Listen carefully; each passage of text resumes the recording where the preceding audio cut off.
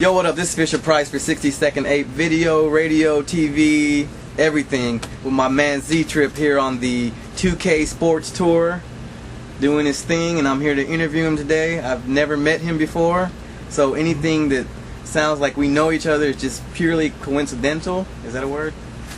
Yeah, it's a word. So, Z-Trip, what's up, dude? Oh, hey, what's up? Hey, you just got here. Hey, I just got here. Yeah. What's up, man? What's your name again? I'm Fisher Price. We met like yesterday, I think. Yeah. Nice to meet you. Nice to meet you. Congratulations! I see you got married. Yeah, man. Thanks. Hey, so tell me about yourself, please. I think I'm a handsome guy. I like long drives. I just want to do that. Wow. So and cut. So tell us a little about yourself. What do you want to know? I'm a DJ. I produce music. It's hard to describe myself. Google me. There you go. Google me, and you'll find out all you need to know. And it'll all be wrong, actually. Wikipedia. I've never been Googled before. Does it hurt? Yeah. At the first like 10 minutes of it is just devastating, but after that it's. Yeah. So how long have you been DJing? For the people that don't know. For the people that don't know, about 20 years, oddly enough. I think I'm coming up on 20 years. I did it before I could drive a car, before anything. Yeah.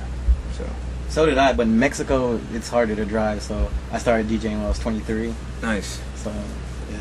So, what's your interest? What got you into doing music? My interest? I don't know, I'm all across the board. I mean, everything. Just beats, really. I mean, I was really into drums. I started playing drums when I was a kid, before anything, and I think that was the first stuff that really opened up my eyes to music, and started paying attention to different rhythms and different drummers and things like that. So that was probably it. Like, drummers would be my first. John Bonham, Zeppelin, James Brown. So they were your biggest influence? They were sort of like, yeah, I would have to say they're the first influence. But I mean, there's too many influences to say what got me into this or who's my biggest. I mean, every Bob Marley, George Lucas, things that have nothing to do with music are also influential to me. Well, I'm glad you answered it that way, because I'll get to skip the next question. Cool. Thank nice. you, man. Yeah, You're right. ahead of the time. Nice. Okay. So who are some of your favorite artists right now? Since we skipped like 5 questions. 5 questions? Yeah. Good. I'm doing good. We're speeding through this. Nice. Okay. My favorite artist right now. That's kind of hard, man, because I can't really say that I like one artist in particular. I think I'm starting to like a little bit from each artist, which I don't know. To me, there aren't too many artists these days that are making everything that they make I like. You know, I mean, I think that's just. I've always been that way, though. There aren't too many artists that I like 100% of their catalog. So you just play one song. Yeah, I play the things I like, but I mean, it's weird though. Some of the stuff I play and some of the stuff I listen to are two different things. I mean, certain stuff that, there might be an artist that I really like their whole catalog, but I only play like 3 things, because 3 things only apply to what I would be playing. And it's hard to play the Spice Girls out. Exactly, the Spice Girls. That's my biggest problem as a DJ. You just did a Spice Girls remix, right? I did, but How was that? No one wants to hear it. Yeah. So it's it's kind of put up. You need to chop it and screw it. Maybe that'll work. I'm gonna put Chingo Bling on it. Chingo Bling on a Spice Girls chopped and screwed remix. You heard it's pretty it first dope. here. Yeah. Okay, so where are you living these days? I know you've lived in Arizona and New York, but about this minute. Not right in now, the bus. I'm living on a bus. Yeah, that was good. Sorry, you got me before It's like a race. Yeah, man, it is. But when the bus stops and you go home somewhere, where is that? Well, I'm in LA. I've been in LA for the past 6 years. So sweet. So I'm sure you've heard this a lot, being coined the godfather of mashups. Right. How do you feel about that? I know how you feel about that, because... I don't know, man. It's cool to have a title. People give me a title for whatever. Like, it's cool to be recognized for something. Although, I have to say that I think I do more than just mashup records. I think I'm all across the board. I love drum and bass. I love funk. I love rock. I love all styles of music, and sometimes I even like just playing one style of music at a time. Hey, let's do a house set. Whatever the hell, something just to change it up. So. And it's good to be known for all these different things, but I think at the end of the day, I just want people to recognize me for just being an all-around, DJ. Music. A robot?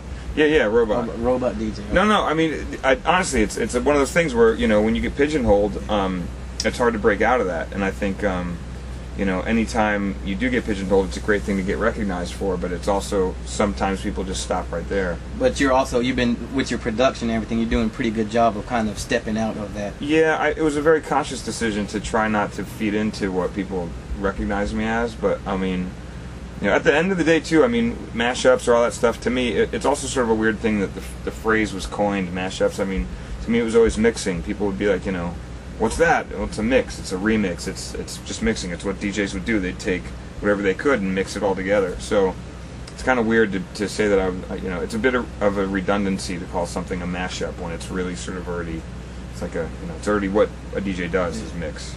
I see how you feel, because I'm known as the king of all-you-can-eat pancakes in 3 states. Right. And sometimes I want to fuck with waffles. Exactly. There you go. That's a good example. I want to eat waffles. Right.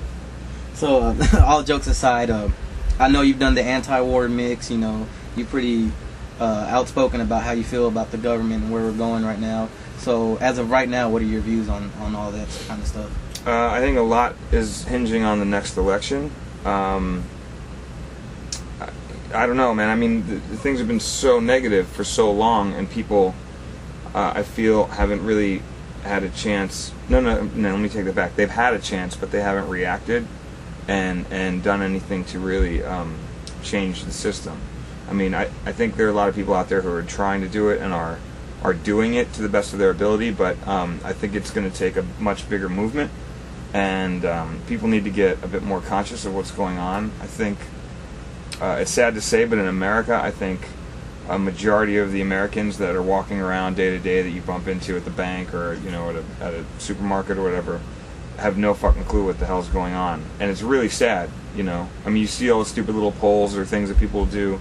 Jay Leno, like, you know, who's your governor? And people have no fucking clue who their own governor is.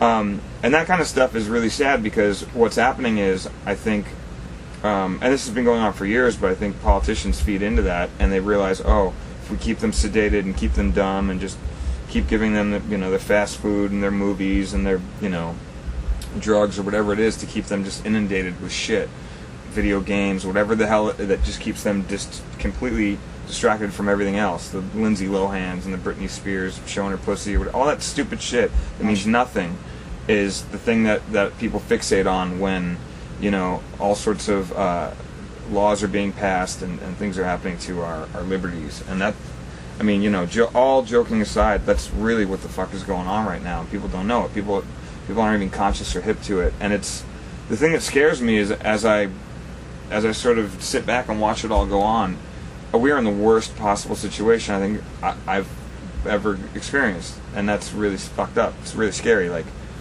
I mean, we have a president who has done a laundry list of shit that should have had him impeached, lied to the people,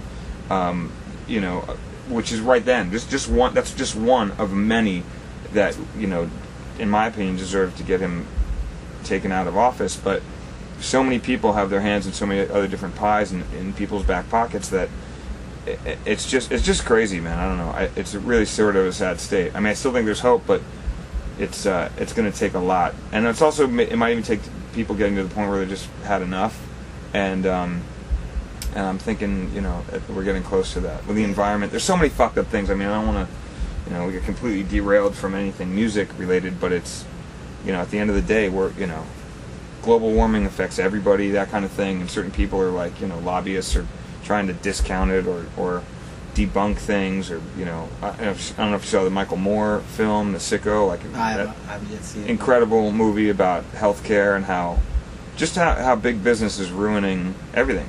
So that's sort of it. And big business meaning corporations and whatnot, but also big business of politics. There's a huge, I don't know, man. I could go on and on. Yeah, and it's scary, man. I honestly fucked up. think George Bush is going to win again.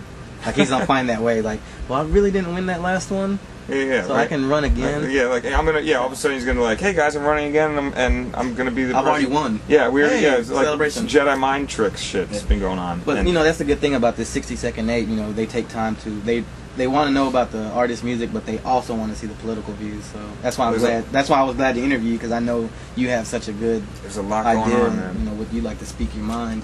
There's a lot going on. Since we want to get a little segue out of here.